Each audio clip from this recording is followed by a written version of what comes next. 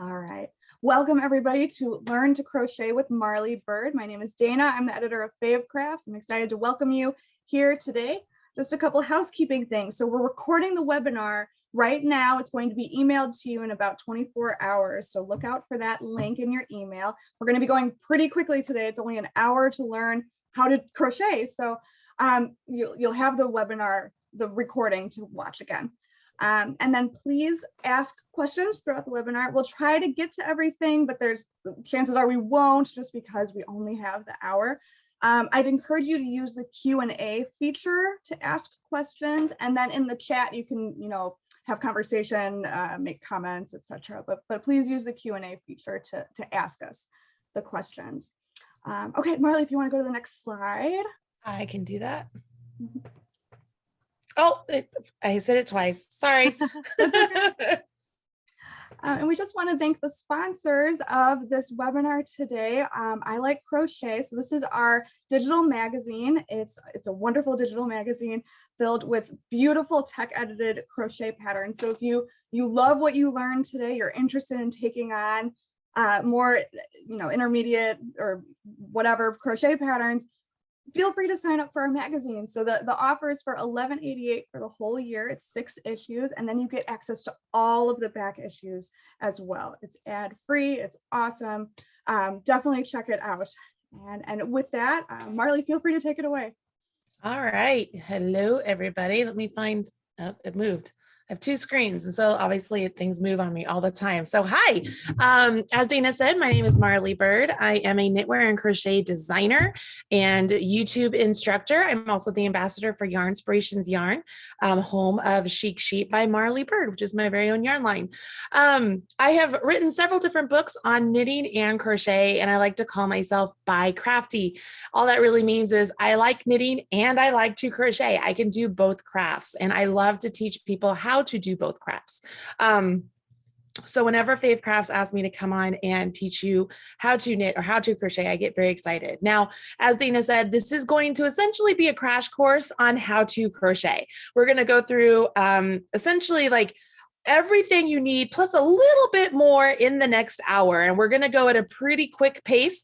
Just remember that this is getting recorded, so you will receive that recording. You'll be able to go back and rewatch it. And should you have any other issues, I do have my YouTube channel you can go check out, where I do have a lot of free lessons and classes over there as well. So if you like the way I teach, I have other places you can look for that stuff too. All right, so I'm guessing today you should have some yarn and some hooks, or a hook in front of you. I'm going to be using a larger hook today, so that way you can better see my stitches on this big bright green hook. And I'm going to use a bigger, fatter yarn for some of the process of this. I am going to assume that you guys understand different weights of yarn and such. So I'm not going to go into information about yarn. I do want to talk just a little bit about hooks before we jump in, and then we are going to literally just start crocheting. But I do have one rule, and this is the rule that I give knitters and crocheters, and that's that I need you to promise me, so pinky promise, everybody put your pinky up. You have to promise me that you are going to be patient with yourself. All too often, as adults, we are very patient with children or even with other adults that are learning something that we might be teaching them, but we forget to give ourselves some grace and be patient with ourselves. This is something that, yes, I'm going to make it look very easy, but I've been crocheting for 25 years. So of course it's easy for me. I've created that muscle memory that I can crochet really easily. But it will feel really weird at the start for you. It's going to feel fumbly. It's going to be like, what is this? And the thing is, your brain and your eyes are telling your hands to do something, but the neural pathways aren't built for that yet. So through practice, you will build that pathway and it will eventually become easier. So you're not crazy. You're not like inept. You are not somebody who's like, I can never crochet. If this is something that doesn't come easily to you, you might have to work at it a little bit. And that's totally okay. Be patient with yourself. I give you permission to throw your crochet across the room should you get frustrated. I did the exact same thing. It's just the matter of going across that room, picking it up and giving it a try again. All right. So it's okay to get frustrated. Totally fine. Just remember that it's just sticks and string at the end of the day. And you can absolutely do this with some perseverance and some patience. All right, guys. So we all pinky promise, that's a lot of P's. We all pinky promise that we're going to be patient with ourselves. All right. Okay. So let's go ahead, Dina, come down to my hands. I'm going to grab a couple of different hooks out here so we can talk just briefly about hooks. Okay, guys. And everybody can still hear me, right? I just want to make sure if you guys want to give me a thumbs up, you can hear me, and that would be awesome. Okay. I have the chat up, Dana, and I'm just not going to be able to see it just so you or see it just so that you know. Okay, guys, so I have a couple different hooks here. Obviously, you guys are probably very familiar with a hook like this, just a plain Jane hook, just like so. This is made of aluminum. This is actually an older Susan Bates hook, and all that means it's the way the shape of the hook itself is. It has a more incline area for you to actually like hook around the yarn than say something like a Clover or a Susan Bates. Not a Susan Bates, a boy, where it's much more rounded and less hook-like. And then you have some, they're even worse. I don't have them over here right now. Let me see here. Like this one's actually not so bad. See how inclined that one is right there? One is not better than another. And I will tell you that a lot of people will tell you you're either a boy fan or a Bates fan. And it really is just a matter of what you learn to crochet on, because I was originally a boy fan, and when I became the spokesperson for Red Heart Yarns, they own Susan Bates, so I had to teach myself how to use a Susan Bates. And the thing was, it wasn't impossible. I just had to change how I crocheted just a little bit because I had to get used to this hook really catching my yarn. So it's not the end of the world. You can use a Bates or a boy. It doesn't matter. You pick up whatever works for you. I mean, shoot, you can even get a dollar hook at the Dollar Tree and it's going to do the job. Okay. So obviously you can see these are a little bit different, not only because of the hooks themselves, but there's obviously a handle on this one and nothing on this one. Long story short, as crocheting has become more and more popular, you're going to see that there's a lot more ergonomic type hooks out there. And the whole idea there is that because these hooks generally will get smaller depending on the diameter of the actual hook, the thought process is so like this hook here down here is smaller than this one because the hook itself is smaller. And so like if you get even smaller, let me grab another one over here if I can. I'm trying really hard to reach y'all. Obviously, like this one here is even smaller. So as you don't have a handle on these, as you're gripping this one, like your hand is really cramped up, right? So through the years, there have been different handles that have been developed, or even on an entire new hook itself. Like this is the Furls crochet hook. You can try these all out and see what works best for you. Maybe you don't mind these ones down here and they're good for you. Maybe you want some of the more larger handles or ergonomic type handles, and they don't have to be these really big ones here. Addie has a plastic ones like this and these ones right here. You can try out different hand or hooks and see what works for you. I have an entire blog post on the ultimate guide to crochet hooks. If you ever want to check it out, it's on my blog. So you can really get a little bit more in depth here. But as you're trying different hooks, you're going to want to hold the hook as you do like you crochet, which leads us to our very first part of the lesson. When you crochet, you can either crochet with your hand holding the hook like a knife, so like you're cutting like a knife, or you can hold it like a pencil, okay? Either one. I hold it like a pencil because that's how I was taught, and it's very comfortable for me. I can crochet with it in my hand with like a knife. I can do it. I'm just not very proficient with it.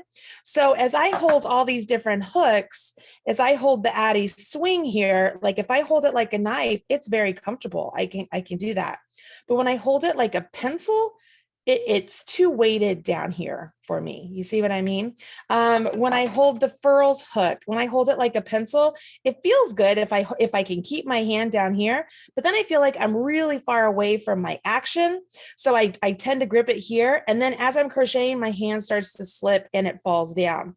So these hooks don't work really well for me as a pencil grip. However, as a knife grip, they fit really well in my hand and they feel really good. You see that? Okay.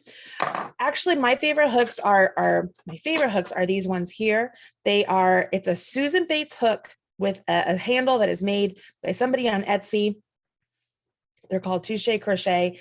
And it's something about the really big bulbous handle itself fits in my really large hand. And it just feels really good. So these are my favorite hooks. So my point here is this, guys, there are a lot of different hooks out there for you to choose from, just like there's a lot of different knitting needles out there, and playing around with different ones is going to be a good place for you to start your crochet career. Like, don't think to yourself, oh, I'm crocheting with this hook and I'm not able to crochet very well. I'm not really enjoying it. Well, maybe it's the hook. Maybe it's the yarn. Maybe it's the combination of the two. So don't be afraid to try different ones out. Okay. And it's not that one's better than another. They're just all different. Okay. So I'm going to be using this one today. Pardon the noise. Carly, I have a question. Yes. We are wondering, are there going to be left-handed techniques shown today? So I will show how to hold in the left hand the best I can, but quite honestly, anything I show in the right hand. So like as we do a chain, we're going to go from left to right. And when you hold it in your left hand, you go from right to left. So it's literally the opposite of everything I do. I will do my best to show both. And remind me if I forget, but I will do my best to show both. Okay. Thank you. All right. No problem. When you're holding your hook, as I said, you could hold it like a knife or you can hold it like a pencil. When you're looking at your hook, you have this grip part right here, which is where, like your thumb grip.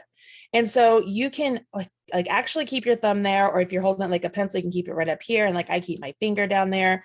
You just work what works best with you. But here's the important aspect. You have your hook part right here, right? And this is the throat of your hook. And this is the shaft of your hook. You see how the throat of the hook is tapered and the shaft is a solid circular dimension. The thing here is that this shaft right here, that is what's going to determine the size of your stitch. So just like when you're knitting, I have some knitting right here. Just like when you're knitting, you see how there's a tapered portion on the knitting needle, and then there's the solid portion right here. When you knit, you want your stitches to be the size of this portion of your needle. When you crochet, you also need your stitches to be the same size as this part of your hook. You don't want to keep the stitches down here in this portion down here in the throat area because they'll be too small. They'll never be the correct size. Same thing that you do when you're starting to knit. So as we crochet, our goal as we pull up loops, we're going to make sure that those loops get to this portion of our hook. So that way they're going to be the correct size. All right. Because the diameter of the hook is what determines the size of your stitch. Now, because somebody might be wondering, this is a 6.5 millimeter hook I'm using today. You can use any hook you want, but this hook is going to be nice and big for me to use with this bigger yarn. All right. Now, this is how we're going to get started. You start crochet with a slip knot. So if you've never done a slip knot before, here's what you're going to do. You're going to take the tail of your yarn. So find where the tail of your yarn is. And you put this into your left hand. And you could do this if you're left-handed or right-handed. It's the same thing. Put it in your left hand. Take your working yarn, wrap it around your forefinger and your middle finger, and come back up. Cross that loop over. So now we have this cross. You see that? Rotate your hand over, and I've secured my yarn itself, like I've pinched it right here with my pinky and my ring finger. So that way I have one loop, and this is the loop that crossed over and it came back. What I essentially want to do is I want to go underneath this front loop, grab the back loop, and pull it off of my fingers, all the while still holding my tail and holding my working yarn. See that? So it creates some tension and you get a slip knot. When you get that slip knot, you can separate the tail and the working yarn and see how it makes the knot tighter, or it goes completely away. All right, so I'm gonna do that one more time. Take the tail of the yarn, put it in the palm of your hand. Take your working yarn, wrap it around your forefinger and your middle finger. And when you come back up, cross over. Rotate your hand over. Make sure you lock that down. So I've secured my ends here. So that way there's like some tension. Go underneath the front loop, grab the back loop and pull it off your fingers. All right, this is something you can practice a lot. If you didn't get that, I'm going to encourage you to rewind the video and watch it again. Okay, so you can do this whether you're right-handed or left-handed. So I'm grabbing this hook here and this one here. This is by Lether and Company, if anybody's curious. I'm going to put this slip knot onto my crochet hook and I'm going to separate the legs. So essentially the working yarn and the tail. So that way it's nice and secure. And where is it? It's on the shaft of the crochet hook and it's the same size. Everybody with me on that? Okay. Now, here's what we're going to do. When you're crocheting, I like to tuck my tail out of the way and we're going to work with the yarn that's attached to our ball of yarn. And the way you hold your yarn is going to be completely up to you. Everybody has a different way to hold yarn. I'm going to show you a couple different ways for you to try. One might work for you. None of them might work for you. You might find another way that works. The point here is that our goal is to create some tension on this yarn. So as we're creating stitches, we are getting consistent stitches. So what we want to do is find some way to hold this yarn to create substantial consistent tension.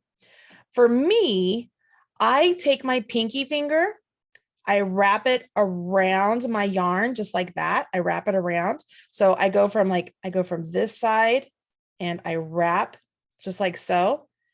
And then I take my 3 fingers here and I tuck them underneath. So essentially what I've created, my pinky becomes like a tension thing. So like as I move my pinky, see how it gives me more slack in my yarn. And then I use my pointer finger as a guide. Now that's my preferred way. All right, just like this. If you're left-handed, it'd be like this. You wrap around your pinky a couple times, go underneath. This is how, when I'm left-handed, I go like this. I go, instead of all 3 underneath, I go like this. Did you see how that just naturally happened? That's what I'm telling you guys. When you find a way to hold your yarn, you're going to just one day just pick up your yarn and your hook and hold it. You're not even going to realize that you're holding it differently until it points out to yourself. Like, so left-handed, I tend to hold it like this, but it's the same sort of premise. I keep it wrapped around my pinky and then I hold it like so. All right. The other way you can hold it if you want to is essentially just like what I was just doing, just kind of wrapping your yarn like it's under, over, under, over. And then by pinching your pinky and your ring finger together, that's what's going to hold that tension with the yarn there. Because if you just go over, under, and don't just kind of let them all be loose, nothing really happens. But if you pinch your yarn, kind of pinch it, you can work with it. And then you'll see that I will kind of release my fingers and give myself extra slack. I have other friends who hold it like this. They hold it just around their pointer finger and they crochet just like that. All right. So main takeaway here, you can hold the yarn however the heck you want, as long as you find some way to keep consistent tension. You have to find some way that works for you. Okay. So I'm going to hold it the way I do. And here's the next step. As we're creating what are called chains, the chains are the foundation part of our project. They are actually called foundation chains. If you are a knitter, they would be called a cast-on stitch, right? Our cast-on stitches.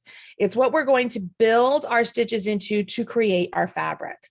So as we create chains, I like to grasp my slip knot with my thumb and my middle finger to, again, for some stability here. And then I'm going to create a chain. I'm going to show you right-handed to start, and then I'll show you left-handed. I'm going to have my hook. I start with my hook with the hook portion pointing towards my left. And I'm going to take my hook. I'm going to swivel it around my yarn here. See, I'm going from left underneath up towards the right. You see how that wrapped that yarn around my hook? This is why it's important to keep this tension, because now this is nice and taut around this hook. Now my goal is to pull this yarn through this stitch. Now, if I try and take my hook and pull it just like this, you see how my hook itself is getting caught on the stitch that was on my needle, the loop that was on my needle. You see that? Okay. That is a pain in the rear, right? So here's a little tip. I'm going to kind of hold it like this and see if you guys can see. As you're pulling this hook through, if you twist it so that the hook, so if I'm like this, if I twist it so the hook points down, so it's pointing down, can you see how the chain itself is like a teardrop? So as I point the hook down, it comes through that chain very easily. You guys see that? I'm going to show you again. Slip knot is on my hook. I'm holding my slip knot right here, like down here. I'm actually holding the knot because it keeps some tension here and I can control this. I take my hook, I go around my yarn from left to right, and then I want to pull this through this. It's as simple as pulling that through this. And as I come close to this chain, I twist my hook so it comes through nice and easy.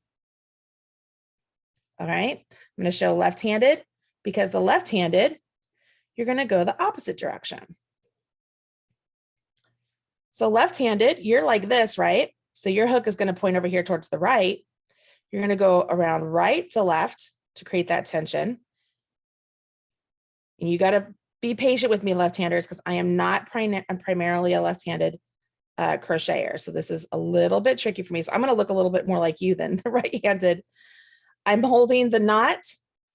I take this, I'm pulling this loop through, I'm turning my hook, and as I pull it through and up. Now I want to do the next one. So with down here, I regrasp my fingers so that way they're grabbing the stitch. I go from right to left, come up, and as I come down, I twist my hook. Do you guys notice I'm holding it like a knife when I do left-handed? See, it's just funny, the different things that happen. And I think that's because this to me is very similar to knitting. Someone says, thank you. I am left-handed and I get it.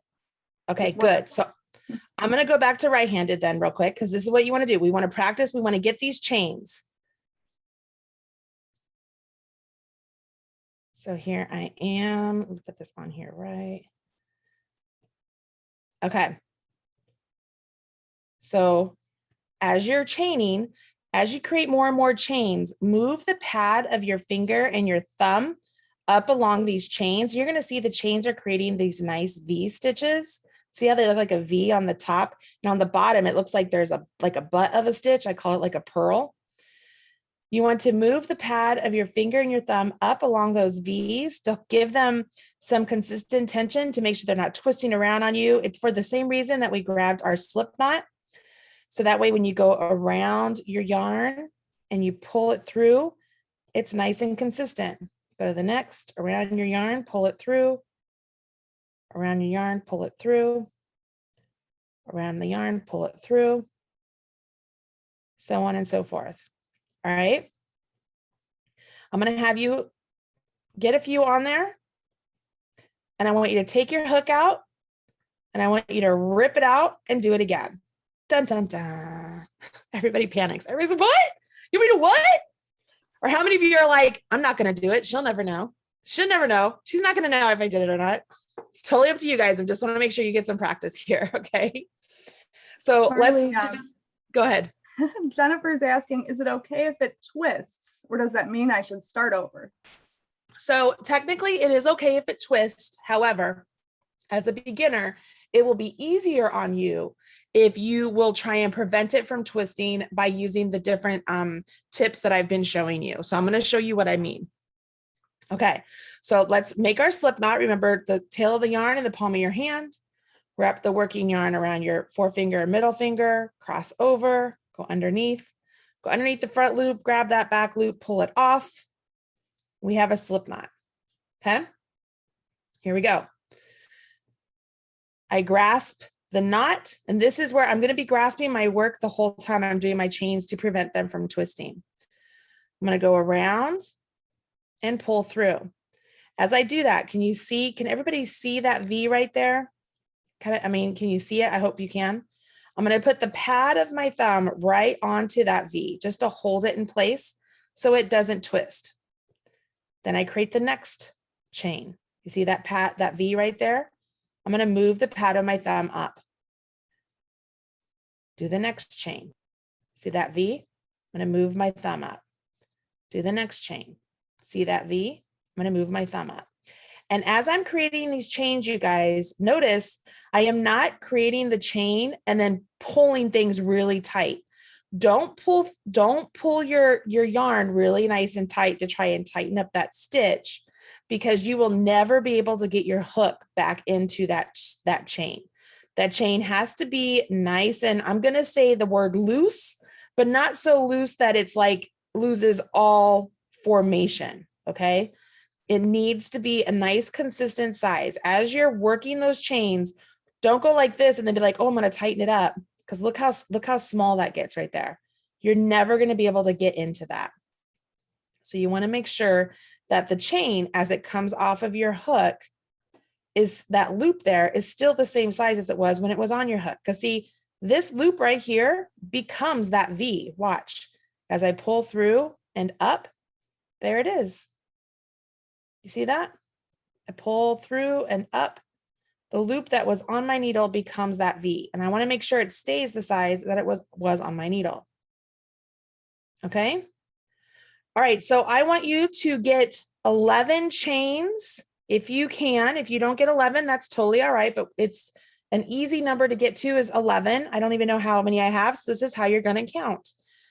This is why that person who asked about the twisted chain, does it work? Yeah, you can absolutely work with a twisted chain, but when it's not twisted and it's able to lay flat like this and you can see all the V's really easily, it makes it easier to count. So rule number 1, everybody, and everybody's going to repeat this and write this in the chat to confirm that you heard this.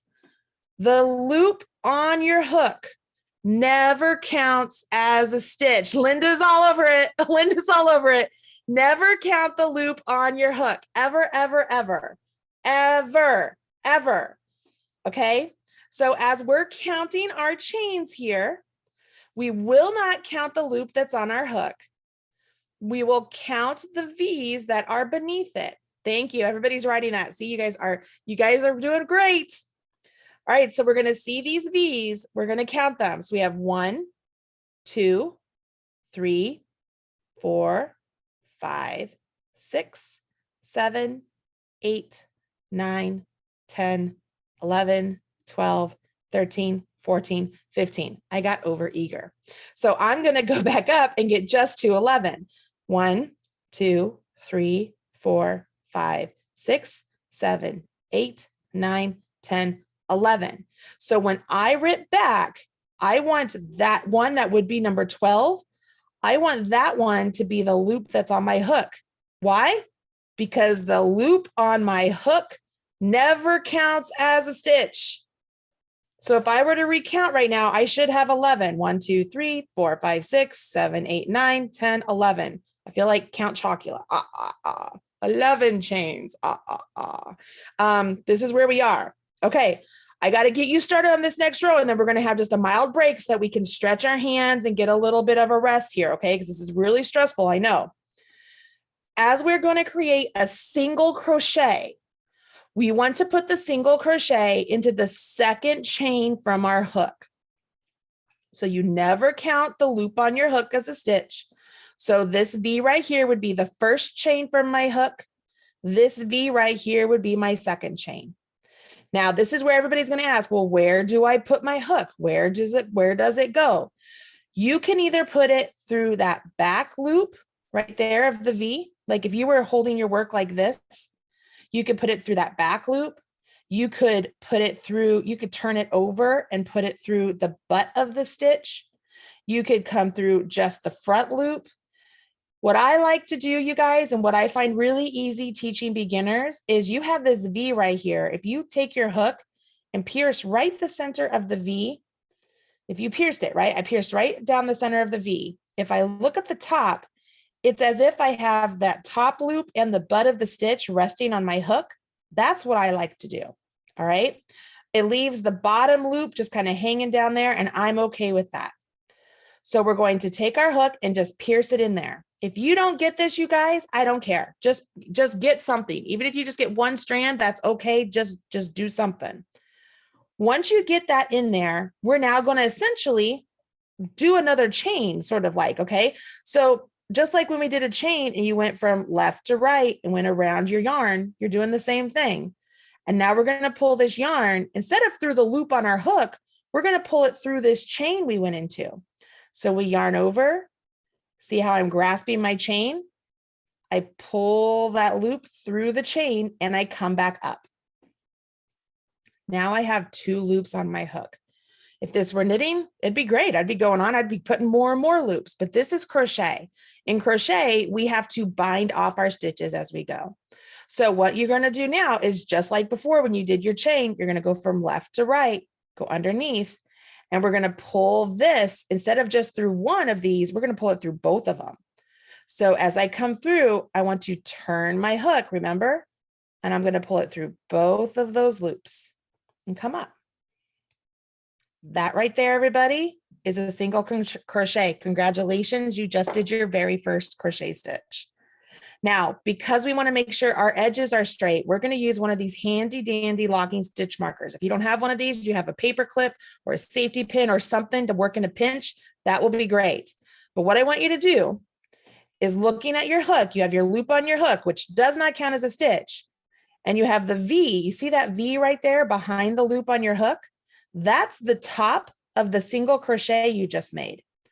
I want you to take your stitch marker and put your stitch marker directly into, underneath, I should say, the 2 legs of that V. And that now lets you know that when you come back along this row, that's going to be the last stitch of your row. Okay. Now we put our work back like this, like it's parallel. And our goal here now, everybody, is to put a single crochet into each one of these V's going all the way down. Now, I know some of you are probably going to skip a couple of the chains and you're going to come up a little bit short. And right here at the start, guys, I really don't care. I want you just to practice working into these chains. And Dana, if you want to go to my face really quick, because I want to be like really real. I'm going to be really real with you guys. You guys ready?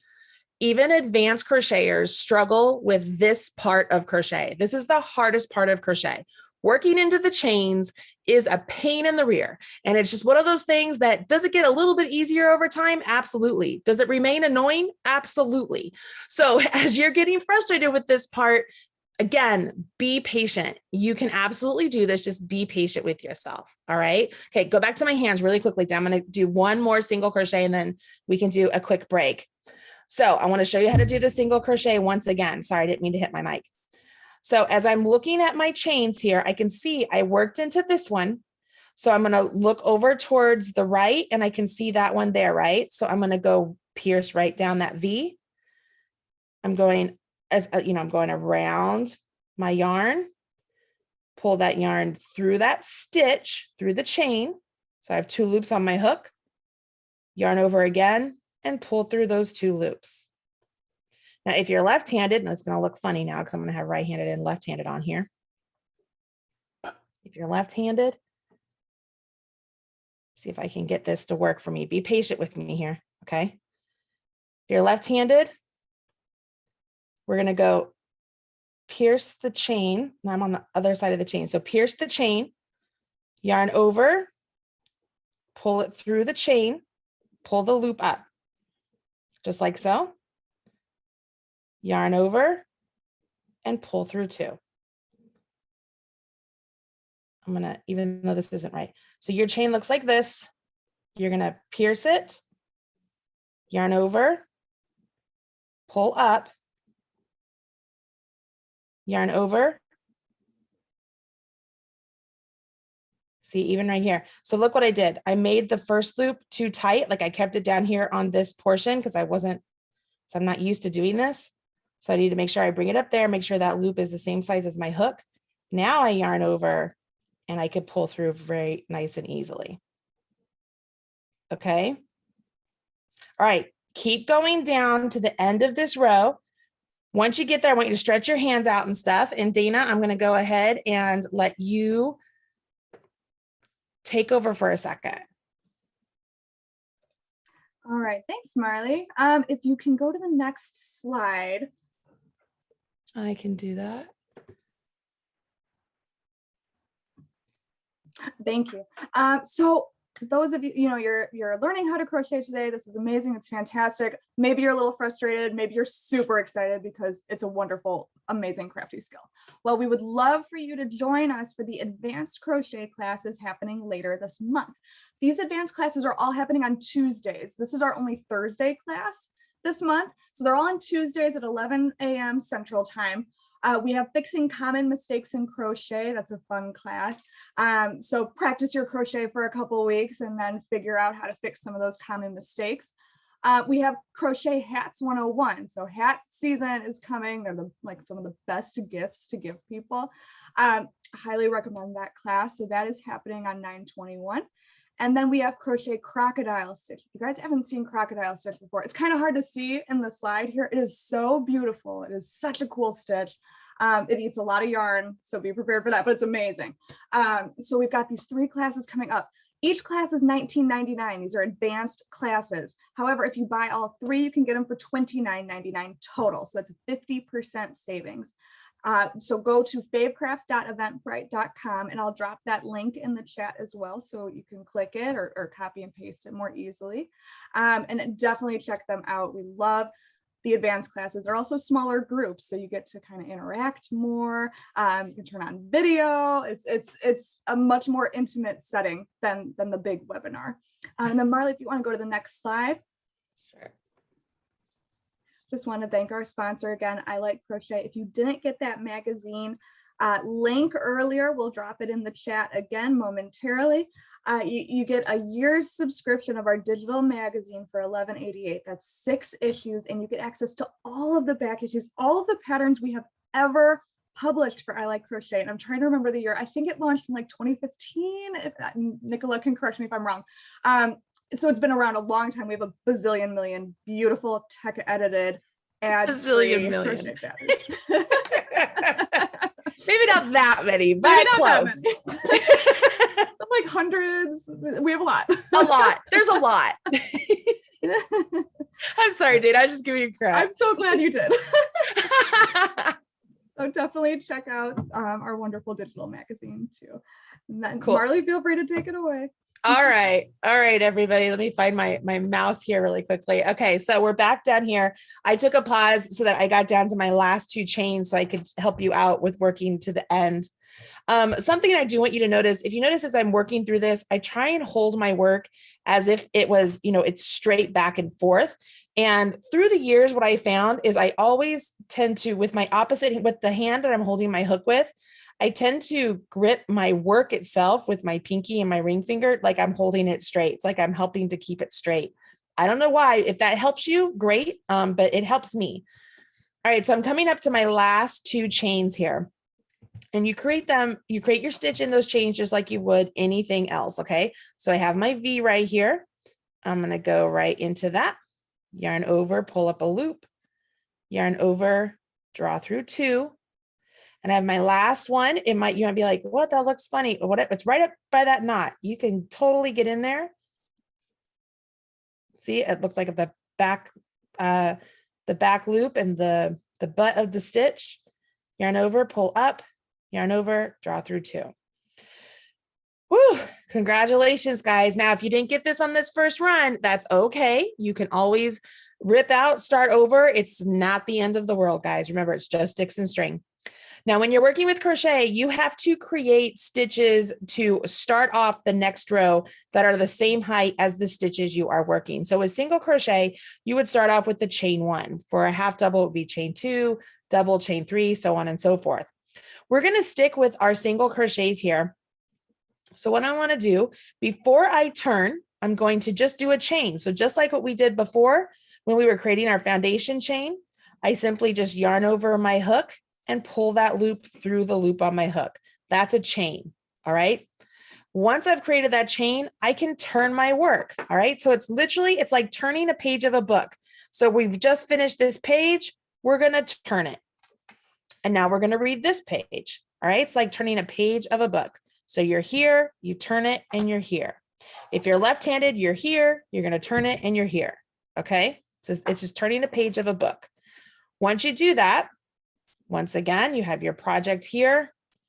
You're gonna be looking at the back side of your work, and we're going to get started. Now, as we're working down this, you might be like, well, I don't know where I'm going to start putting any stitches. Well, that's what I'm here for, everybody. The first thing we're going to do is find the top of the first stitch. So if you're looking here, you might be like, oh, that's my first stitch. It's right there. I'm not counting the one on my hook. Marley said not to do that. But look, I see a V right there. That must be my first stitch.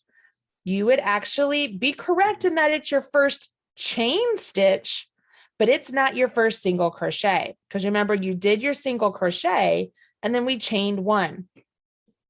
So when I tell you, I want you to single crochet into the first single crochet, you're going to look at this and be like, oh, well, that was my chain one, and that's my first single crochet.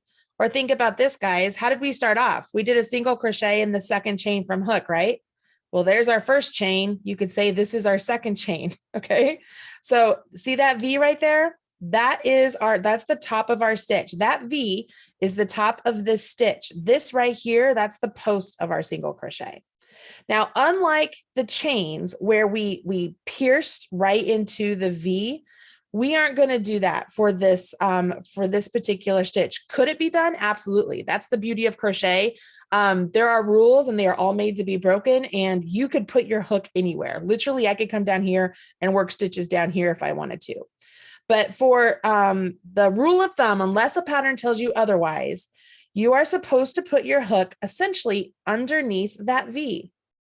Okay, so if you're looking at the side of your work, if you're holding your work flat like this, can you see that big hole right there? There's that big hole right by those posts of the stitches. If you stick your hook into that big hole and then you look at the top of your hook, you're going to see it looks like that V is resting on the top of your hook. If you see that, that's perfect, because what it is really, guys, and this is so that way you have terminology for the future. This here, that's your front loop. That there, that's your back loop. And there are times in the future that you might just work in the front loop or you just work in the back loop. This is where you would go underneath. It's called going underneath both loops. All right. Underneath both loops. Once you do that, everything is the same thing. You yarn over your hook. This is what it's called. It's called a yarn over your hook. Pull up a loop, pull up a loop. Make sure your hook is parallel. This loop and this loop are both the size of my hook, right? I don't have this one down here. I have it both the size of my hook. I yarn over and I pull through both loops. Now, just like down there, I want to make sure I'm marking that first stitch just to help me out. It helps me know where the last stitch of my row will be when I come back down there. So I look for the V behind the loop on my hook that I just made. That's the top. That's the V like we're going into, right? That's the top of the single crochet we just created. And we carry on. So now we go to the next V. You put your hook underneath the V. You can look up like this and be like, oh, there it is. Cool. Yarn over, pull up a loop, yarn over, draw through two. Into the V, yarn over, pull up a loop, yarn over, draw through two. All right, it's going to be a little bit different for left-handed in that my work's going to look different than yours because I'm looking on the back side of what your would be. But essentially, oh, look at me. I even just started to hold it in my right hand. Give me a minute. Let me adjust my brain. Okay. There's your hole. You go into it, yarn over, pull up a loop. Make sure that loop is the same size as the loop on your hook. Right? Yarn over, draw through two. Find the next V, go in, the V's on top, yarn over, pull up a loop. Make sure you get down there to where they're the same size as your hook. Yarn over and pull through two. You see that? I have a question that came through during the intermission. Karen says, she must be a knitter, my cast on is tight no matter what I do. Suggestions. And I think that applies to tension in general. That is a tension problem. So what's going on there is that as you are crocheting, so I'm game off, everybody. So if you're crocheting along here, just keep crocheting. But for the chain, watch. As you are creating this, as you pull this up and you pull this tight, you are tightening up that stitch beneath there. You see that? You see you're here and you pull up your chain, and then you're here and you pull up your chain. See how tight those get? Okay. You pull up your chain and you pull up your chain. Like it's just, you're making those so incredibly tight. So you don't want to pull. It's very important that as this loop that is on your hook, as it is the same size as your hook, when you yarn over and pull that loop through the loop on your hook, you want to do everything possible to make sure that loop that just came off your hook that has now become the chain does not adjust size, because it is now the same size as your hook. So that's where, as you pinch it, you're not letting it get any tighter. So you yarn over and do the next one. Okay, now that's the same size as the one on my hook. I pinch it, I'm not letting it get any tighter. I yarn over, I pull through, it's the same size, I pinch. Can you see how these look like they are much more consistent with the size of the hook I'm on? They aren't like super tight. So really this pinching thing, it not only keeps control of your chains and prevents them from turning around on you and twisting around on you so much, it makes it so that way your chains remain consistent in the size of whatever hook you're using.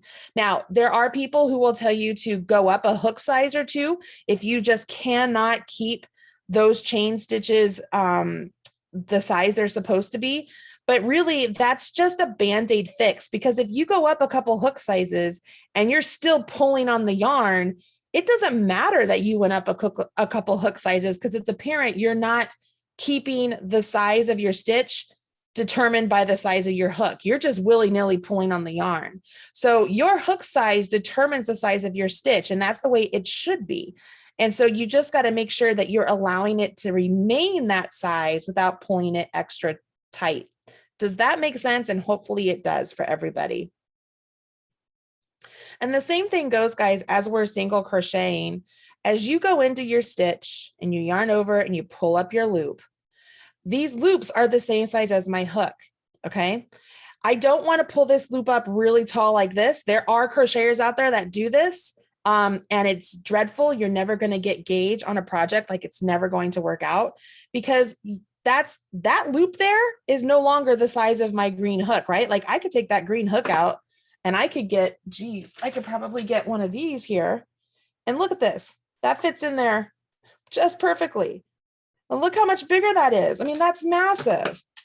But you see what I mean? If I just pull up a loop and let it be willy-nilly any size I want it to be, instead of making it the size of my hook, then you're not allowing your hook to do its job.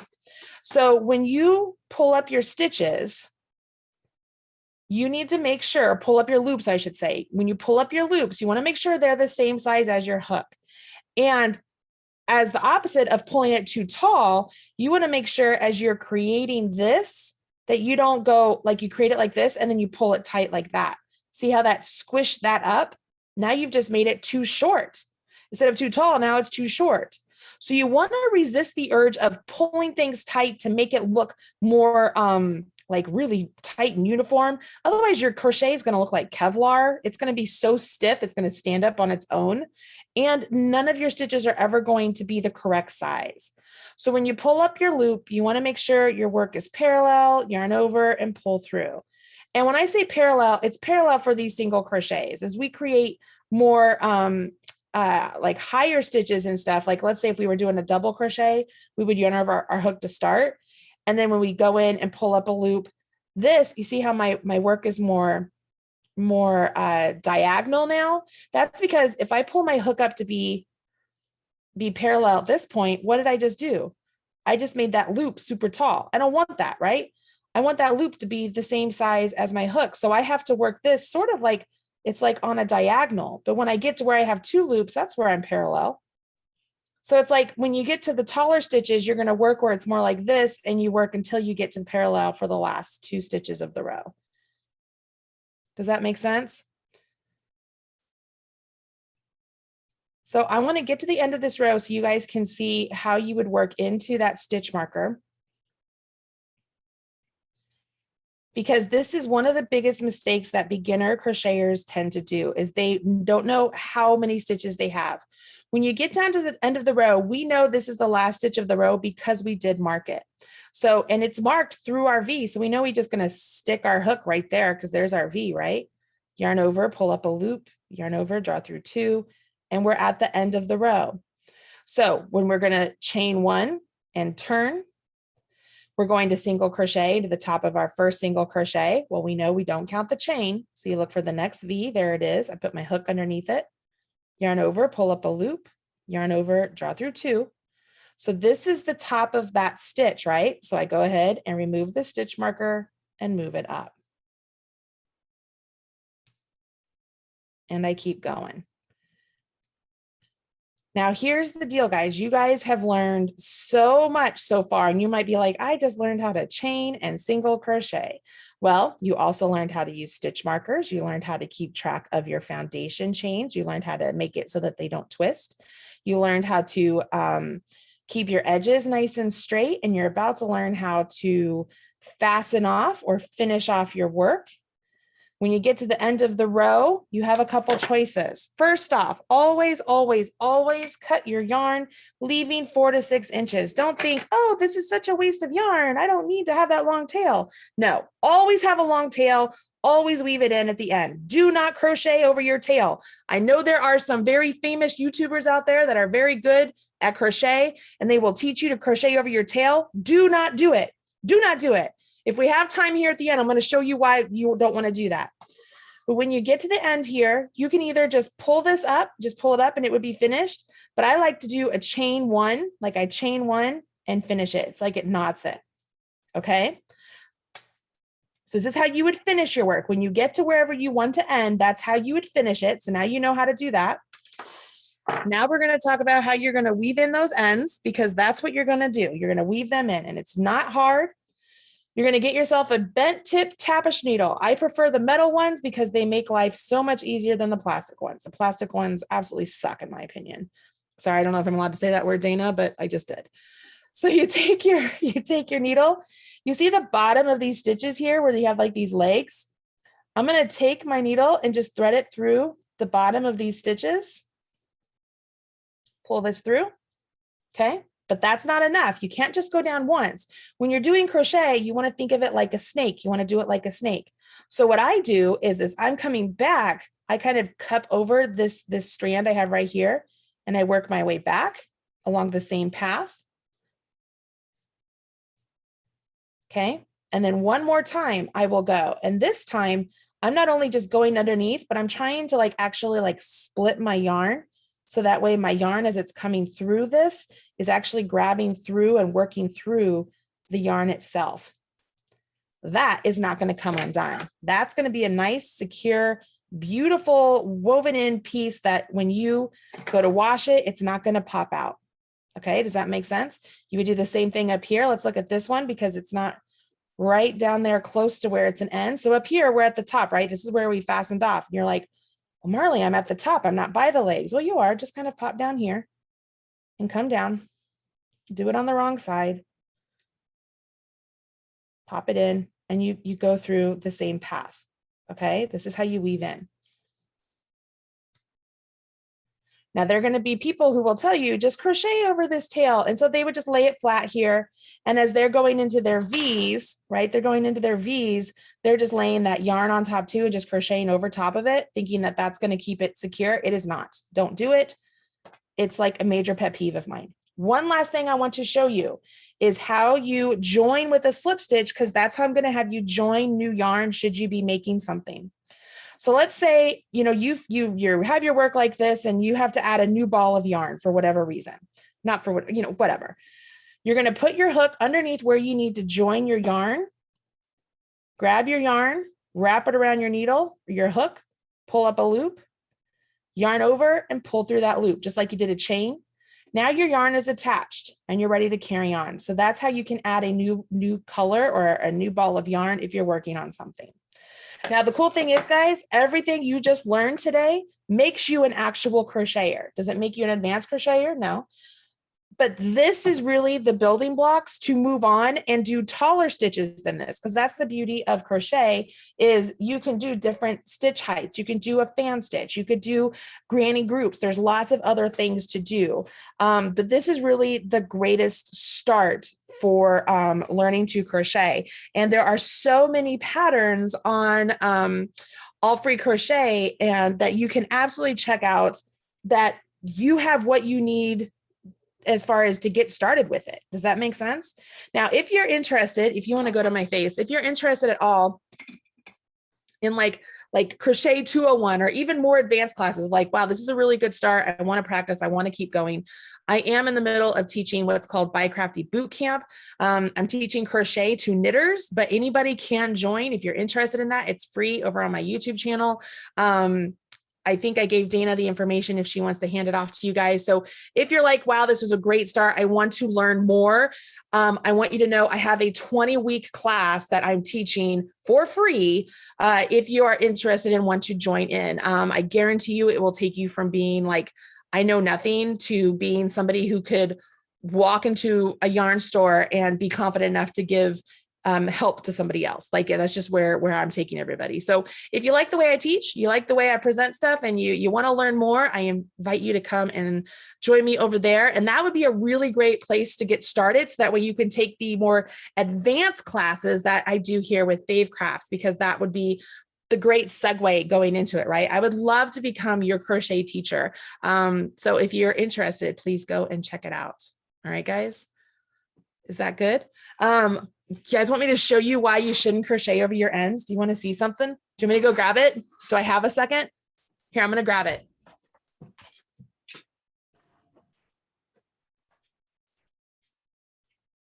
Okay. Guys, this is a project that a crocheter, I paid somebody to make this for me, right? I paid somebody to make this. I want you to show you what she did. Tell me if this looks very professional. Go to my hands. Go to my hands. Anybody see that? Can you see that? You see all those colors? See all that? Look at that. What is that? What is that? That's an end.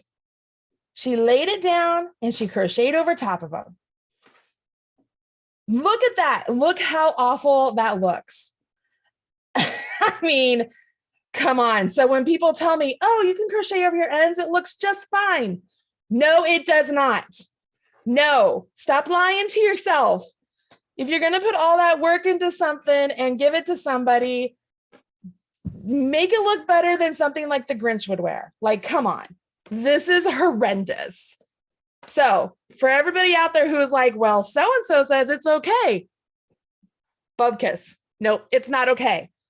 It's not okay. So there you go. That's my soapbox for the day. Yeah, it looks messy. Everybody's like, oh my gosh. So what are you going to do? Everybody's going to go and get themselves a bent tip tapestry needle. Or you know what else? If you don't get a bent tip tapestry needle, if you get a chenille needle, like a large eye chenille needle, they're very, very pointy needles that really help you pierce through. The hardest part though is the eye bit is really, like you can see the eye difference. Like this is a yarn needle, this is a chenille needle. So it's a little bit trickier, but they do work. Just do yourself, take some pride in your work, weave in your ends. All right, that's it for me. I got to put this monstrosity away. Okay, there you go, Dana. I've been eyeing that pattern for a while, and now I know. I don't want to. You know what? And it's a really cool pattern. You know, it's like if you want to go to my face, it's awesome. It's honestly, you guys could do this. Like, you would just have to learn how to do a double crochet, which is really easy. But it's double crochets and chains. And you could do this because those lines, those are just chain stitches that are then woven in through this. But this was infuriating to me when I got this. I was like, what is that? Oh, so mad. Anyways, just so you guys know. Yeah. My goodness. I've never heard that before either, not to crochet over the end. So I'm don't do it. Don't do it. I mean, I seriously, like, I've gotten in so many like verbal arguments or like online arguments with people. They're like, I've crocheted over my ends for years. I've never had problems. I'm like, that's because nobody's told you. Like, they don't want to hurt your feelings. Like, I'm like, no, don't do it. Don't do it. My goodness. It just makes me so mad. Anyways, okay, that's it. Let's see here. Tell us again, where can we continue to crochet? So my website, you guys, I'm marleybird.com. You can check out a lot of free patterns though at allfreecrochet.com. I think that Dana put up a link to a bunch of free beginner patterns, which are a really great place to start. And again, remember, we all pinky swore that we're going to be patient with ourselves. Okay. It's going to be frustrating. It's hard. You guys saw me crochet left-handed and you saw like, I'm not great at it, right? Like I probably looked a little bit more like you guys because it's still tricky. I have to consciously think to myself, okay, move this here, do this. Like it's a little bit slower, but over time it will become faster. You can do it. All right. I hope you guys like it. There you go. You can put on the slideshow just so we can quickly go over the very last slide. I can do that. Bye, guys. You want the next page? Yes, please. Thank you. I just want to thank everybody again. If you have questions, you can reach out to me. It's dneald@primecp.com. So send me an email anytime. And then here are Marley's social handles. You can follow her on Facebook, Instagram, and YouTube. I dropped the link into her 20-week class several times. So hopefully you guys got it. Otherwise, just go to Marley Bird's website. Just Google Marley Bird. You'll find the link. And then just thank you again to our sponsor. Thank you again to favecrafts.com. And please feel free to sign up for our advanced classes. They're so much fun. favecrafts.eventbrite.com. All right. Thank you, Marley, so much. All right. Bye, everyone.